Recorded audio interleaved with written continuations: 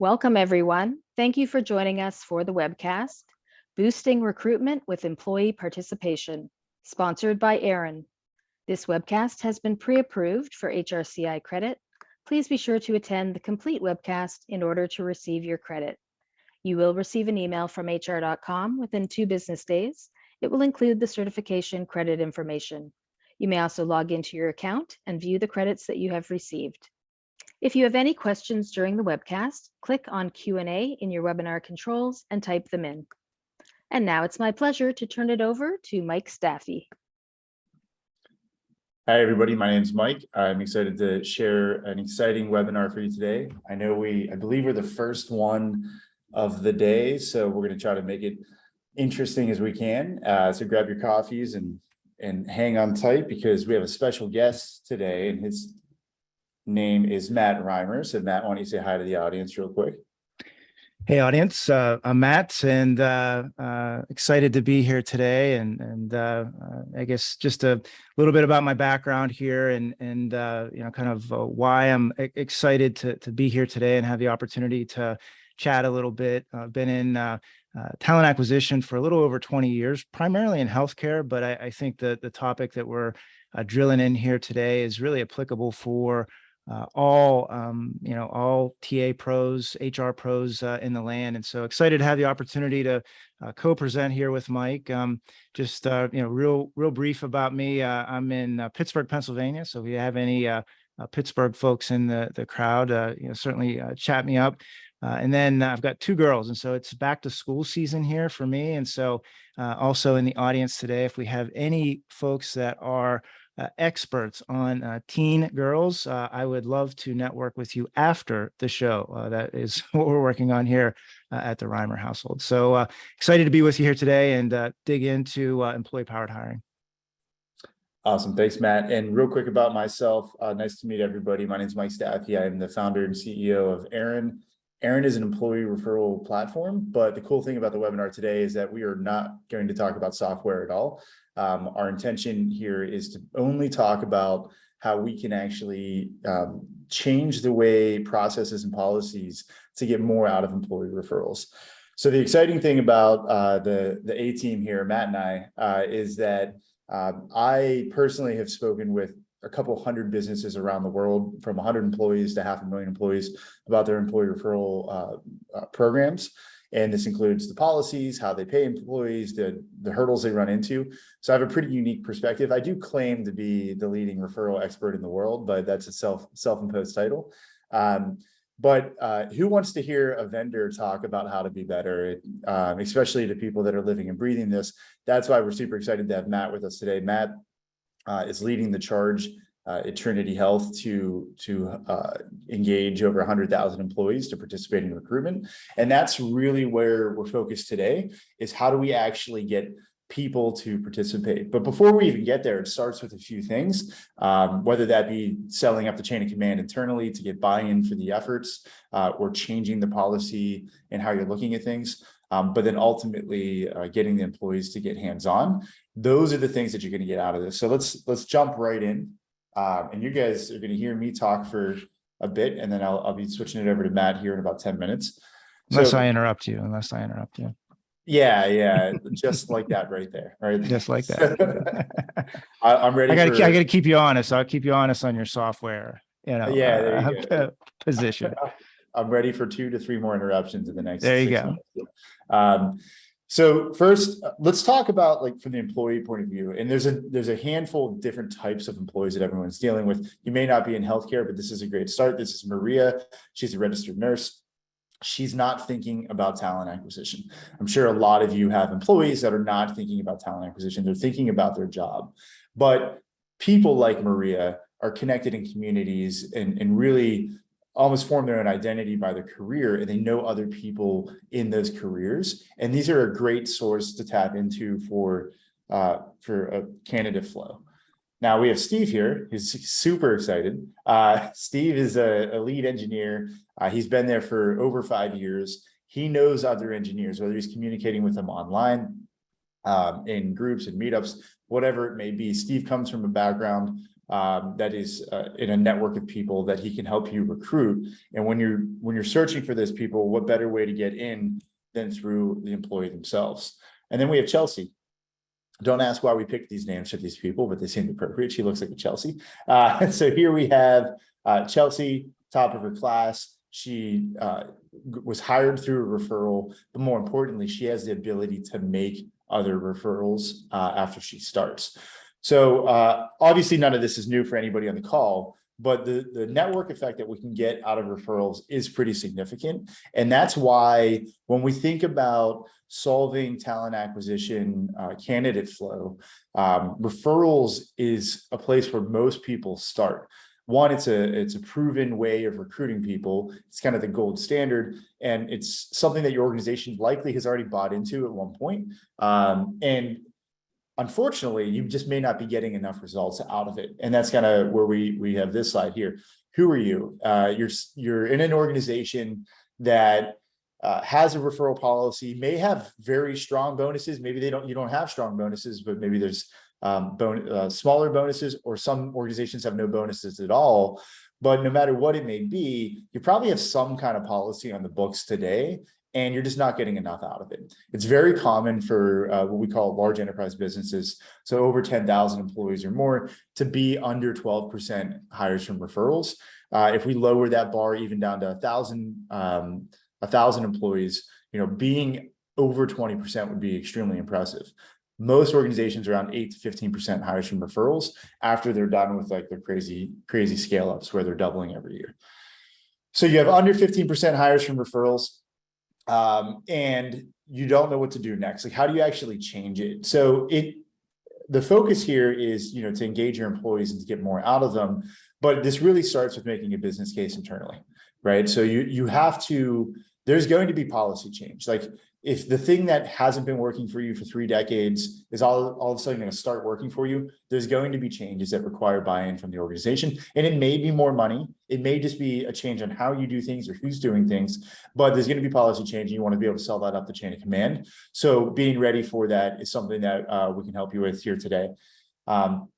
Standardizing the policy for maximum effectiveness. What we really mean by this is letting, depending on how large your organization is, letting kind of different departments in different parts of the organization kind of doing whatever they like can be very messy, and it's really hard to scale. You're kind of creating your own hurdles and your own obstacles, because when you do that, like it just complicates everything downstream. Payroll gets complicated. How you market to the employees gets complicated. So there's a lot of things there that may not seem like a big deal, but they will prevent you from scaling.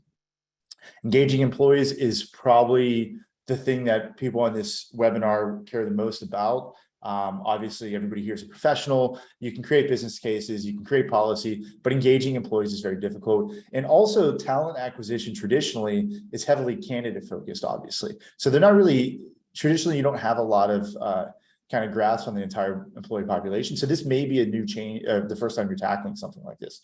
So engaging employees, there's tactics that you can take to actually do that. And that's where Matt's going to talk about it. Because again, who wants to hear me talk about things that I've heard people say? We have Matt on the front lines. I think you're doing a great job. Just keep rolling, man. So far, you got this. A few more slides to mess up. So, Right. And then scaling as well. It's very common that once you kind of crack the nut to get immediate results, you need to keep that the train rolling down the tracks, and you need to keep the growth as well until you get to a point of adoption that makes sense. It's extremely important that you don't just kind of make a big splash and then let it die down. So this again is a little bit of a fluff slide for all of you, but it should make perfect sense, right? Talent acquisition, let's just be blunt, it sucks right now. I will tell you one of the most telling trends that we see from our perspective is that we'll bring a customer on, and then someone on the team gets hired away and they're working somewhere else in talent acquisition, because talent acquisition is so tough right now that TA professionals are just getting pillaged from one business to another, right? Everyone is trying to figure out how to solve these problems, so you're not alone. And with that, I think it's created a pretty strong demand for creative ideas, but also for talent on the actual talent acquisition teams themselves. So we have a lot of obstacles in front of us, and we're going to, I think the next slide here is going to show us a interesting graph that I think is really important to share, but none of this should be news. The unemployment rate is near an all-time low, if not at an all-time low. More jobs are opening up every month. It's hard to get butts in seats right now. Yeah, and I guess, before we, progress too far, when we think about, what's happening inside of these shops, right? It's capacity, and so regardless of the industry that you're in, the pressure on the recruiters for capacity, for sourcing, and for just general rec execution has never been more intense. We see that in healthcare, and then with all of the folks that we talk across all peer industries, it's really the same story. How do I find more time, more hours, more leverage to do things like light up the top of the funnel and to create high quality hires? And so I think, as we work our way kind of into the presentation a little bit deeper, and as we kind of talk about, what personas are in this narrative, and kind of who are we talking about? We're talking about, those first personas, the Marias of the world, but we're also talking about, the recruiter and their experience. Yeah, I think Matt brings up a great point, and again, shouldn't be news to you guys. You're probably exhausted, right? I mean, recruiting is very difficult right now, and honestly, you're probably feeling like you're running out of ideas. The cool thing here is that we're not talking about necessarily a new idea, just kind of revamping one that you've had for 30 years and getting a little bit more out of it. Unemployment remains at historically low, and this is we get questions from people like, "Hey, how's the turnover, the hiring freeze is affecting you?" It's like, look, if you're not in that small population of tech businesses, like that's a foreign statement, right? Because right now there's bigger need for nurses more than ever, bigger need for manufacturing more than ever, bigger need for engineers still than ever, more than ever. And this chart shows that it's just getting more and more difficult as new positions open up to actually get people that are either qualified for the jobs or just able to even take the jobs. I have a mouse somewhere. There we go. Matt's going to talk a little bit more about this, so I'm not going to go too hard on it, but essentially every talent acquisition person has a superpower, and it's really tapping into their it starts with tapping into their employees, and that's taking advantage of word of mouth marketing. I've seen more billboards for jobs opened up and commercials and ads online than I've ever seen before. And I think that's telling that people are now thinking of new ways to get the word out there and getting people talking about the positions that are open. But before you go spend a bunch of money on things like that, which is a real shotgun approach, getting the people that actually work for you talking about the jobs that you have open is the easiest way to start filling positions. Your billboard, and if my microphone sounds weird, let me know. There you go. Yeah, your mic just broke out a little bit. You're good. You're back. Yeah, you're back. Thank you, Matt. What would I do without you? Yeah. So getting people to be your billboards, that's really what we're talking about. And the important thing here too, I'll kind of leave you guys with a statement before I turn it over to Matt here. Not only is this important for your spreading the word and filling the funnel, but having people talk about your business and making referrals is a great indicator on employee happiness within the organization. If I don't feel good enough about my job to tell somebody else to work there, not only do you have a limitation on how much you can get out of what we're talking about today, but a completely unrelated topic that everyone here is thinking about is retention, right? If you're losing more people than you're bringing on, you're never going to get there. So again, this is another webinar, so we'll have to sponsor another one. But making sure that people feel good enough to talk about your business is kind of a baseline that we need to accept. If you have culture problems, if you have exhausted employees that are unwilling to make a referral or even tell someone that they should check out your open jobs, like if you don't have that, all of this kind of falls apart. So keep that in mind. Again, we have other tactics that we can help you with there. But for now, let's just assume that's true and that we can tap into word of mouth, because those problems are not blockers for you. So that said, again, who wants to hear me talk about this stuff? I'll tee Matt up real quick. As I mentioned, he's on the front lines of rolling out their referral initiatives at Trinity Health. And he's living and breathing everything he's about to talk about. And for the most part, or I don't want to say for the most part, they haven't even finished mastering some of the things that we're talking about. So Matt's extremely agile in his approach to, in his team, in his approach to tackling some of the problems that we're talking about. And they have seen success with each of these enough to kind of bring them into the presentation today. So super excited and thankful to have Matt with us. And Matt, yeah. We're now well over 100 people watching. So, and they're Oh, already cool. Good. Hello, 100 friends.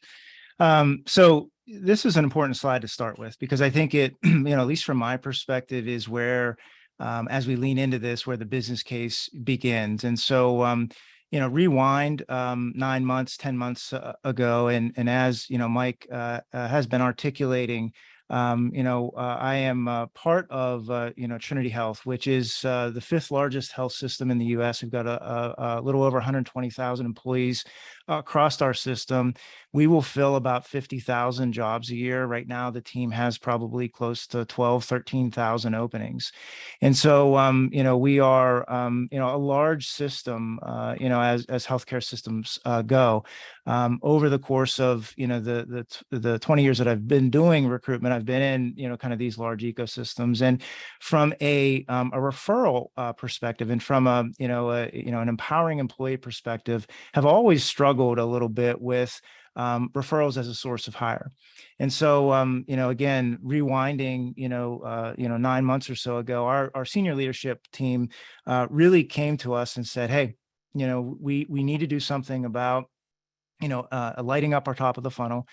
We need to find ways to tap into new talent pools and or to take advantage of the ones that we have. And so, as we were researching, the options for us, the known tactics and maybe some of the unknown tactics, we started to dig into the performance of our existing referral infrastructure, and found really that our performance of referrals is basically 5 to 15% of our source of hire. And so started doing a little bit of benchmarking and found that really elite organizations that really have a culture of referrals deliver 35 to 50% of their hiring from referrals, which kind of shocked me, actually, when I first kind of uncovered that. And if you're on this webinar this morning and you're doing 35 to 50%, please raise your hand and you can step in here and give the presentation, because that's not where we were at. And so, we believed that, for us anyways, that was a worthy, kind of challenge to take on. And so on the next slide, I think the idea here is how do we go about unlocking, this superpower that Mike talked about, the word of mouth? How do we get the internal colleagues, and Mike calls them employees at Trinity, we call them colleagues. How do we get our internal colleagues much more engaged in our talent acquisition, challenges and opportunities? And so at the top of that list, we knew that we were going to need to move from, a reactive mindset. It's that mindset of like, hey, I have Mike as a referral, and, let me go find the referral program and then submit Mike into it. We knew that we weren't going to get the scale that we're going to talk about here as we move forward in the deck. We knew we weren't going to get the scale that we needed by being reactive. And so just immediately shifting towards a proactive mindset, and how we kind of get our employees engaged, our colleagues rather, engaged on it, in a daily basis, ideally, or at least a weekly basis, aware of their opportunity.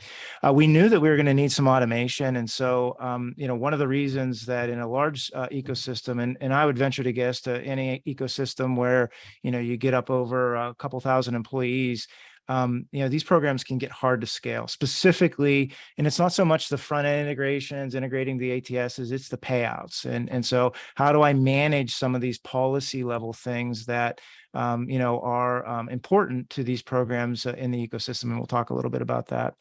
And then, I think we've talked a lot about this, but, not having adequately put the right words into our employees' mouths. So word of mouth marketing is putting the right words into the right mouths. And in essence, not, we talent acquisition, we internal marketing, we, communications, not really inspiring nor giving the employees the easy ability to communicate what's going on with our brand. And so next slide, we obviously found it to be this worthy mountain to climb and, chose to climb it. And so let's go back a slide, Mike. Yep. One. Sorry about that. There And you go, real man. quick, before we get into that, just a quick question. When you talk about reactive versus proactive, and I know this might be a hard stat for you to make up on the spot, but how many employees actually even knew what the referral policy was, right? So if they had a referral up, was it common for them to even know how much they could earn or how to submit it or anything like that?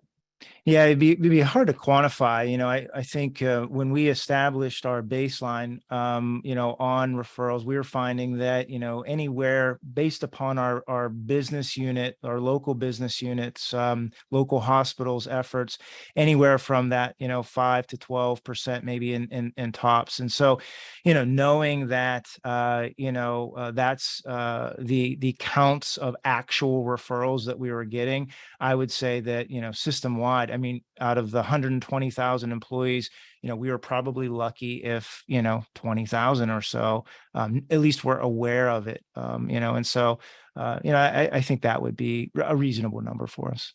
Yep. Yeah.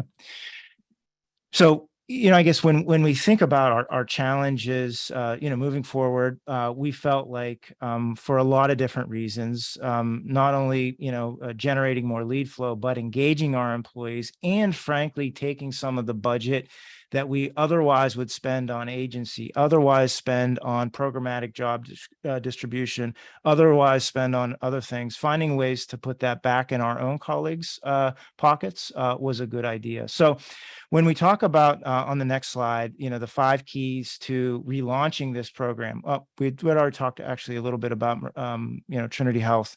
So let's land here for a second. Our goal at Trinity over the next 3 years is to have half of our external hires come from referrals.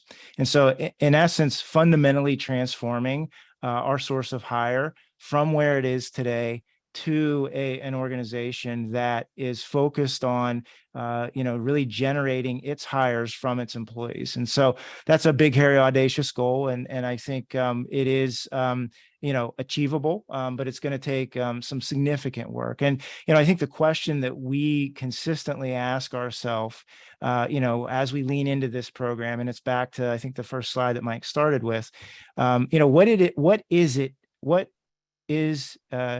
excuse me, what's in it for Maria the nurse, Maria the clinician, the pharmacist, or whatever? What's in it for them to proactively recruit on our behalf? And so we'll talk a little bit about that. So our 5 keys to relaunching this ERP, and keep in mind, we did have an employee referral program. It was administered at again, the hospital level. We had to create some executive buy-in at the very top. It was going to require some investment, and in some cases, some significant investment. We needed to make sure that we secured the proper incentives, that we are incentivizing the behavior that we wanted, that we partnered with our Marcom team to develop a top-down message that worked. And we'll talk a little bit more about the top-down message versus the bottom-up message. That, and Mike committed, he wasn't going to talk about software, but that we were able to enable the program to scale. And the only real way to do that is through some smart technology, and to make it fun for our employees, but then also make it fun for our recruiters, an initiative that we all could kind of rally behind in that tough market. So next slide talks a little bit about the business case. And so we had a burning platform, and any, kind of major change like this requires a little bit of a burning platform to operate from.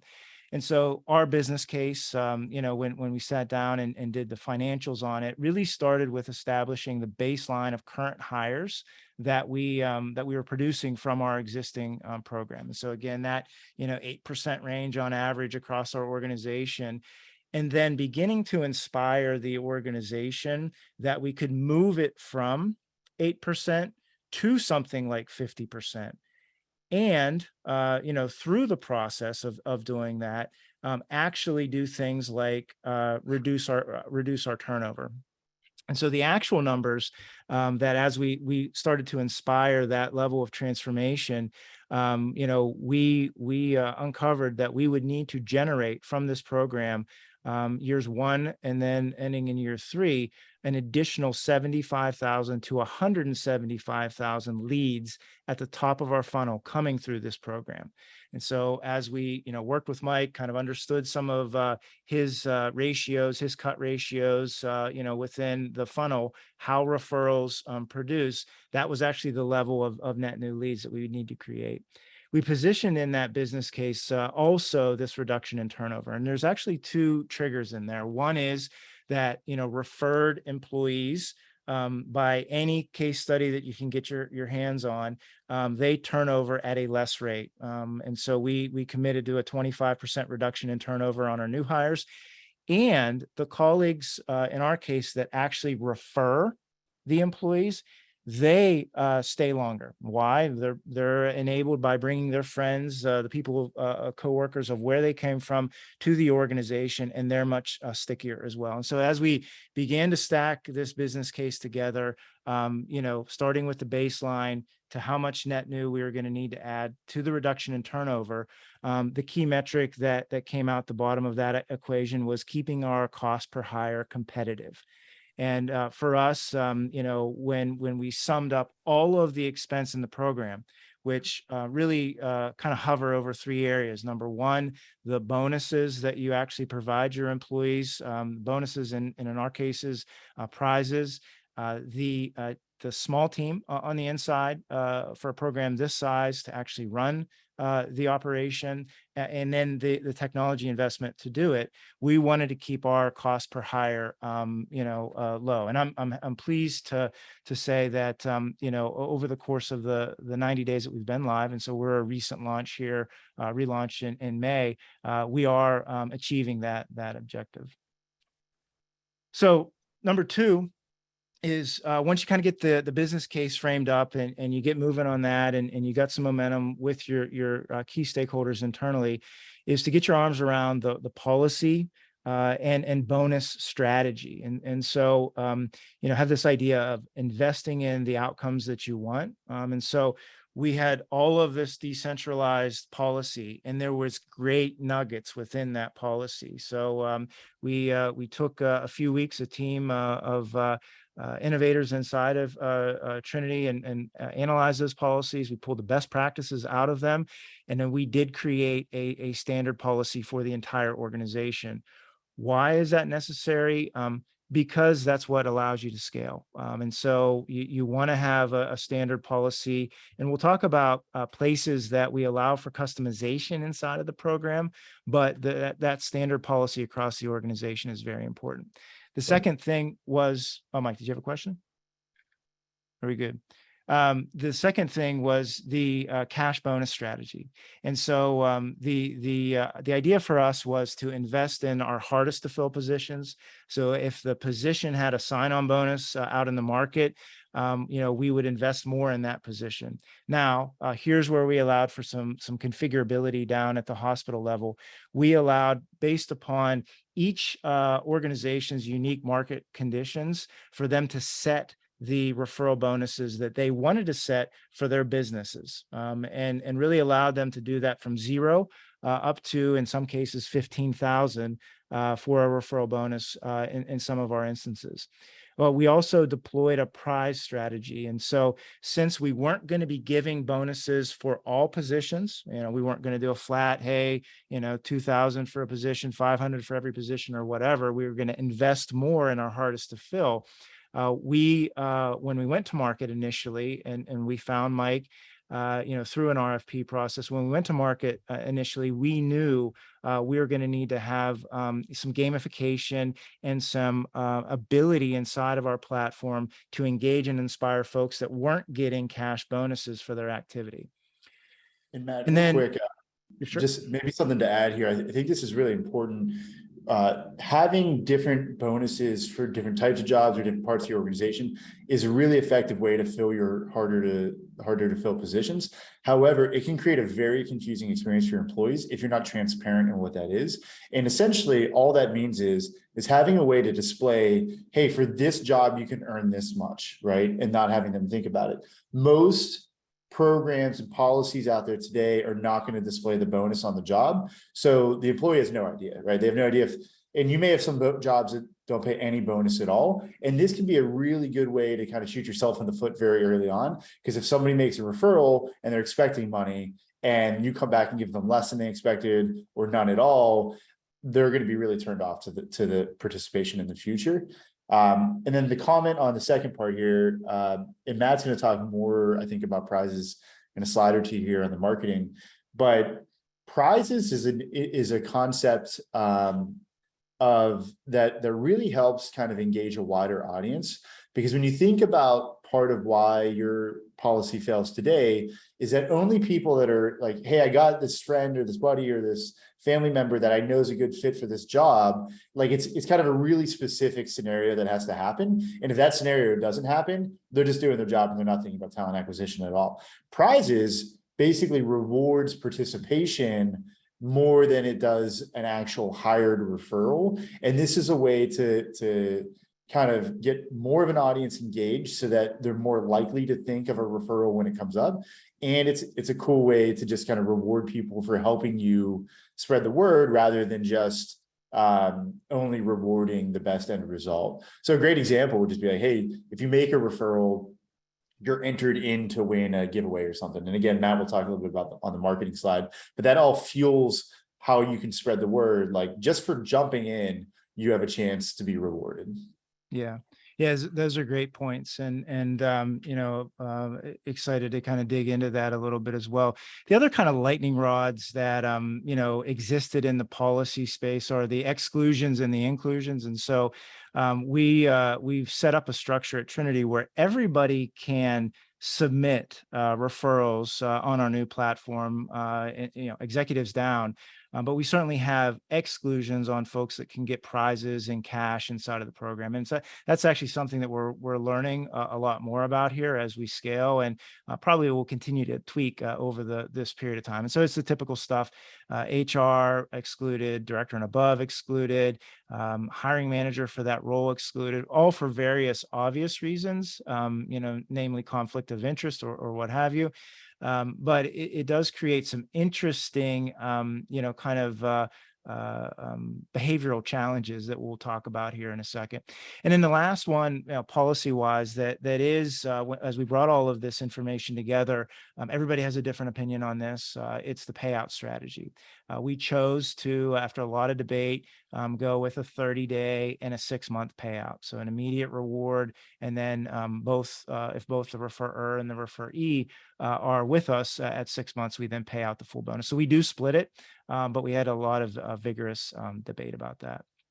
So go ahead, Mike. I was just saying, before we go to the next slide, a great question came in on if these bonuses are taxed. And the short answer is yes. Anytime you're giving out sums of this magnitude, almost always you're going to run this through payroll, and it's going to be taxed at their normal income, just because that's how the government works.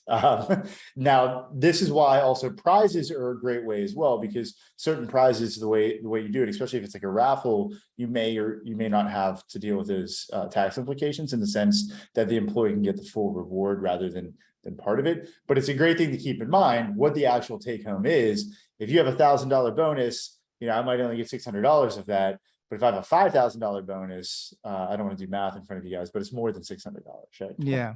Yeah. Yeah. And the prize is a great, we had a great debate about that internally as well. And so we're giving away some significant prizes to our colleagues. We've chose to gross those up. And so to help them with the tax burden that they inevitably are going to have, because those have value.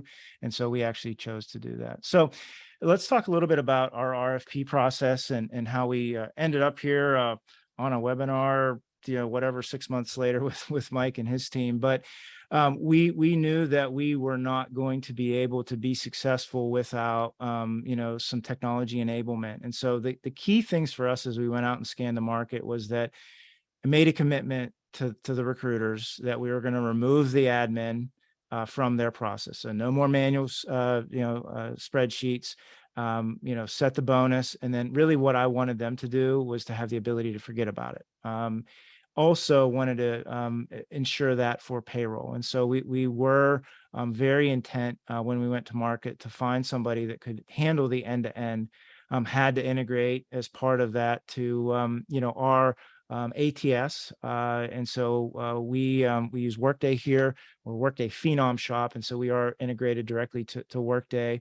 We wanted to find ourselves, with a platform that had a data flywheel, so that we could understand really what the behaviors were that our colleagues were taking, specifically around adoption. And we can talk more about that as well. And then a key critical piece for us, since we in healthcare have a highly mobile workforce, meaning we have folks that were out, obviously by the bedside, saving lives, caring for folks, was that, we in essence could have a mobile experience, in essence, an app. And so those were some of our key kind of factors that we evaluated when we went to market. And, in the end, have partnered here, obviously, with the team at Aaron. So once we did the business case, built the strategy, found the technology that would work for us, and got that through our supply chain, all T's crossed, I's dotted. We had an aggressive schedule to deploy it. Deploy it within really a very, very short window. And so the deployment process went very well for us. I think the biggest challenge that we had in that is just keeping the data moving. And a lot of that's, on us, kind of getting the data out of Workday and kind of getting it over to Mike and his team. And once we got live, what we then shifted our focus to, just fundamentally, is user adoption and marketing this program. And a couple of kind of key findings in here. First and foremost, understanding that the key stakeholders of this program really are two people, two personas rather. One of which is talent acquisition. We are the owners of this, particularly in the organization. And then I kind of underestimated how important the leaders and the hiring managers were on user adoption.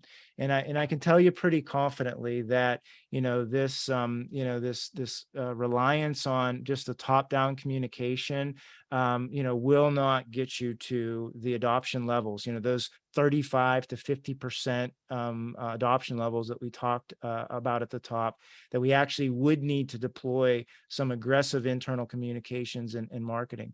And then understanding that our employee base is literally all over the US, that makes that challenge even harder. And so we're really heavily reliant on the recruiters to carry the message, into their businesses with their hiring managers, with the leaders, and then really relying on the leaders to bring that down into their teams and inspire them to download the app, get on the platform, and begin unlocking their opportunity. We knew that humans like stories. That's just the way it is. And so we knew that it would take some time for the positive stories to start coming out of the program. The prizes that folks were getting, the lives that were being impacted, and the like. And so those are just starting to begin to cascade and move around the organization and kind of get that internal word of mouth, flywheel moving. We also had to show. Just to highlight that, Matt, real quick, sorry to jump in, Sure. but I mean, just for everybody in the call, this is a very simple tactic that you can take. And Matt kind of went through it there, but I just want to highlight this. When they gave away the prizes, they're then announcing those prizes and announcing those winners and why they won and how they got there, to the whole company, right? So think about one of the biggest problems you're going to have is that when you announce your new policy, sure, it's new and interesting, everybody cares about it, and then like a month later, they're on to something else, right? So you need reasons, you need like real reasons to keep engaging employees and telling them how they can benefit from it. And giving away prizes like that is such an easy way to just have an excuse to send an email, right? Like, so that's a great way to think of it. And by doing that, you're saying like, hey, like, just because this person shared a link on social media or has been promoting our brand, like they won this iPad Pro, and that you can be the winner next month, right? So, and it's great to celebrate the wins, right? Show that, I mean, these are real people that are getting rewarded for participating. Think about where your money was going before. It's going to external recruiting services and job posting. Now you're giving it to your employees. So like celebrate that. And that has benefits well beyond even just engagement of the referral program. It's going to be, good for culture and everything else as well. So I guess just the tip is think about reasons you can continue to market this to people. And those prizes are a great way to do that. Yeah. And just to kind of jump off, on point 4 here, the new hire persona, at least from my perspective here, is the most important persona to focus in on. Why? They are coming into your organization from, a competitor. They are, they are probably from a network effects perspective. They have the freshest network. And they're leaving an organization that they've got, connections and friends in. We had a story of an employee that out in the West. She came in and it's a leaderboard story. So as you learn more about how we leverage the points and the prizes and the leaderboards, we have a top 10 leaderboard that each quarter we reward the top 10 point getters across the organization. Then we take the next, we take some budget and then randomly reward, 200 or so folks with smaller gifts. And so it was getting towards the end of our first tranche. So we went live in May. And so it was getting towards, the end of, or actually mid-June. And she joined the organization as a, medical assistant. And, literally from day one, exploded the referral program. I think she referred something like, 100 some, leads to us that we literally didn't have, before she started, ended up as a top 10 point getter for that quarter. And then, obviously got some cool prizes and stuff from it. And so I just say that because yes, we want everybody, engaged in the program. Ideally, am I going to get 120,000 employees on the program? No, I mean, that would be, just probably unattainable at some level, but who you really want in a program like this are those new hires. And so part of what we're working on right now, and Mike had said, hey, we're in a process of learning, is how to ensure that really all of our new hires are on the program, on the platform, they're engaged, and they're giving us their top 3. And so that's the focus that we've got, right now. And to just add to that, the most successful programs in terms of employee engagement that we've ever seen have a day one onboarding process for their employees to participate in the employee referral process, right? So a lot of you may be doing that now, or maybe more likely, most of you have done it in the past and it's just become too hard for whatever reason. So when someone starts like that day, give me 3 names of somebody you've worked with before that you would like to work with again. It's that simple. You don't need software to do it. You can just ask them. And when you make that part of the onboarding process, that then is probably the fastest way to not only build your funnel, but also to engage users so that they know the program exists and that they can participate in the future as other people come to mind.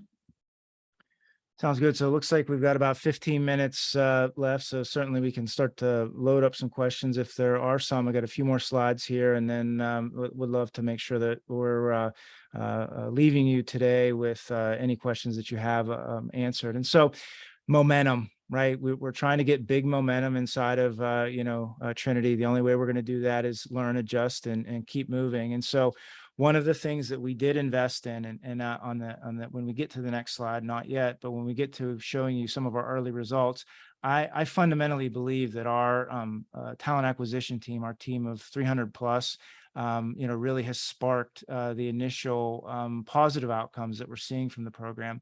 We deployed Project 66, and so for any of those habit junkies out there, it takes 66 days of consistency to build a new habit. And so knowing that, we over a course of 66 days, consistently met as a talent acquisition team, focused in on referral sourcing, shared best practices, and really used it as a launching pad for our initiatives.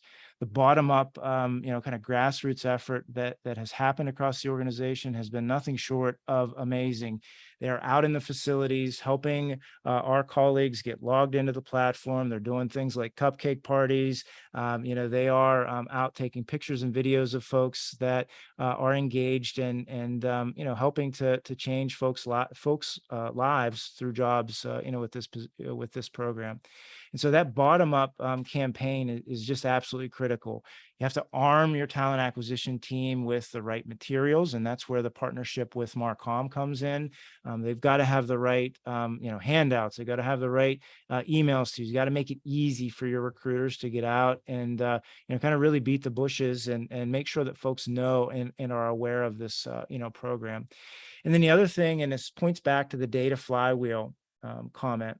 The other thing that we're doing is that we are displaying a national dashboard on user adoption, down at our, kind of regional health ministry level. And so we're very transparent with everyone on which ministries are leading the way as it relates to user adoptions, and then maybe which of our ministries need a little bit of attention. We also use it to make sure that for the ones that are way out in front, we've got some folks that have just, leaped out in front, that we understand what they're doing and what they're doing well, so that we can capture those best practices and then push them back into the organization. And this is a great kind of maybe not obvious tip, right? Which is, obviously employees like to be rewarded, they like to be competitive, but if you can make it competitive either between different departments or different parts of the organization, and somehow that's a great way to make it kind of a team effort and have team rewards. And it can be something as simple as like whoever has the highest percentage of referrals per employees this month, we're going to buy lunch for everybody at the end of it, right? And then get the managers competing against each other and whatnot. So it's a simple tactic. It makes it more fun. It kind of ties into all of these, right? So it's something that's not super common before we talk to people, but we do see it really effective in kind of the ongoing engagement strategy. So these are some early results. We're nearing 7,000 of our employees on the platform. We've got, of those 7,000, 3 that are actually referring, so 3K that are referring. Those 3,000 colleagues of ours that are engaged and actively referring have given us 15,000 referrals. 5,000 of them are unique, and that's the key number there. The unique referrals, the unique talent that we did not have at scale. We've delivered 500 hires out of it, near 500 hires out of it here this week. We should be there. And I believe that out of those 5,000 uniques, I've probably got upstream, when we look at the funnel, at least another 400 in there that will turn into hires. And then again, based upon the cost of the program, we are staying competitive at that pace. A couple areas of opportunity in here. The first area of opportunity is, I've got 7,000 on the platform, but I've got 3,000 early adopters and users. And so working with Mike and his team to figure out how to better engage the folks that are on the platform, but not referring. So that's an area of opportunity that we're working on. And then what we do with all these leads, right? And so I'm actually kind of happy that we didn't explode to 35 or 50% user adoption right out of the gates, because it's given us a chance to operationalize our sourcing team and ensure that some of the leads that are not converting into hires immediately are making it into our CRM, so that we can nurture them, we can reach out and ensure that if we've got a longer tail hiring or a longer tail recruit that we need to do or execute, that we have that person in our CRM and that we're using them. So, generally we're very happy with where we're at right now. Our goal in year one was to have 25,000 folks on the platform, and so I think in year one we should be there. But as we work our way through this, certainly we're going to have more learning lessons. Biggest focus for us right now is just those new hires. And so it's something that Mike is sick of hearing me talk about, but I'm going to keep coming on it.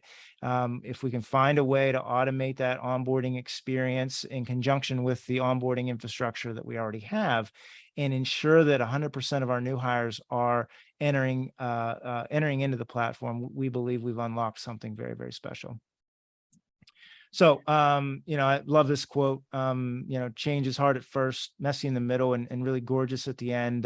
We're probably hanging out in the messy middle stage here right now. And so, working our way through some user adoption challenges, right? And so just how do we, continue to ensure that, we've got, a high percentage of the organization understanding what's in it for them. So if we think back to the persona of Maria, how are we ensuring that he or she understands what's in it for them inside of the program?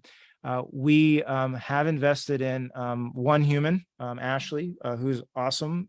She is our internal referral guru and interfaces with the team at Aaron. Aaron, one of the interesting product or service features that Mike and his team serves up is that they are the first line of defense from a support perspective. There's going to be some support here, and creates a very nice defense mechanism around Ashley. And so as part of our business case, we did, based upon how we want this to be for our organization, invest in some talent to run it. Again, if this becomes, which is our vision, if this becomes 35 to 50% of our source of hire, it's a major program for us. This is not, just hey, let's throw some recruitment marketing budget at Google AdWords and see what happens. This is a major program for us. Again, communication, top down, marketing of the program, inspiring, and then also helping the recruiters and the hiring managers understand what's in it for them is a challenge that we're working through right now. And then, I talk a lot about the Trinity Health recruitment team, and they are really an elite healthcare recruiting team from my perspective.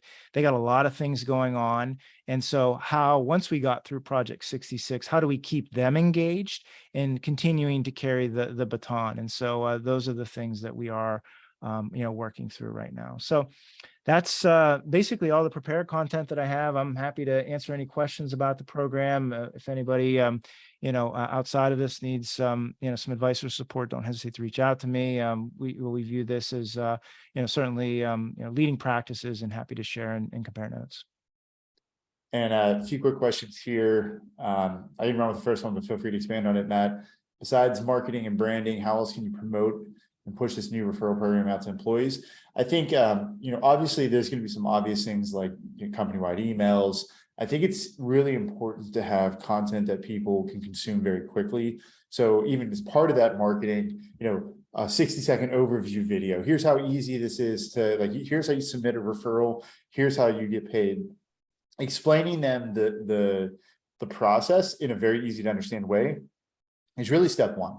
And then after that, one great thing is even if you make it a company-wide announcement, like the marketing side, like ongoing communications, and this might be marketing, but just communications in general is a really good way to keep people in the loop as things go on. So one great example is, hey, we've added some new jobs in your department and you can earn up to $15,000 for referral. Letting them know that is a really good way to keep them in the loop in the future, because most people are not looking at your job board. So that's kind of just accept that as truth. Your employees don't look at your job board unless you know somebody looking for a job specifically.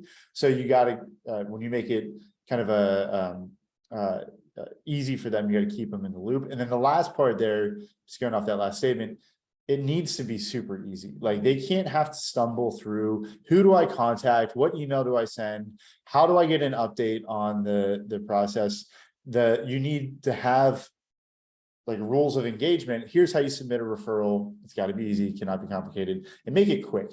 don't ask them for a million things about the employee or the candidate if they don't know it, because that's going to turn them off on submitting future referrals or even that referral.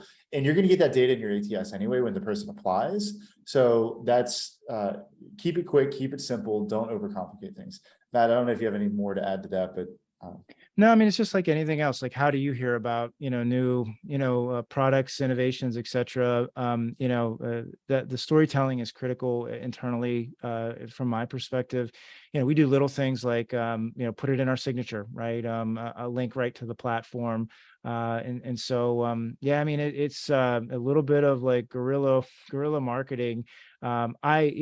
One of the things that I am excited about, and Mike and I have been talking a lot about is, just this idea of virality within the platform. And so love, and this is me putting feature plugs out there, but I'd love a way for, one of my colleagues to invite 3 of their friends and then get points for it. Right. And so, we've got, 7,000 on the platform. And then I know I've got at least 2,000 people that are early adopters that are very excited and they're getting something out of the platform. We're trying to find ways to unlock them and what they are, doing on behalf of the program across the organization. And so more to come on that. I think if you were to ask me that question 6 months from now, I might have some more, specificity, but, right now it is some guerrilla warfare. So another question is, how do we know how much to pay? And Matt, you had a really good answer when you spoke it earlier this year. How much should we pay for a bonus, and where do you kind of draw your baseline? Yeah. So, and I don't know. The answer I'm referring to is I'm trying to your candidate sign-on bonus answer. Yeah, but I'll give you how we pinned it. Okay, yeah. I'll give everybody kind of the first answer, but then I think Matt has really good perspective on comparing this to sign-on bonuses. But one thing is you need to make it interesting. Keep in mind the tax implications, like somebody asked earlier.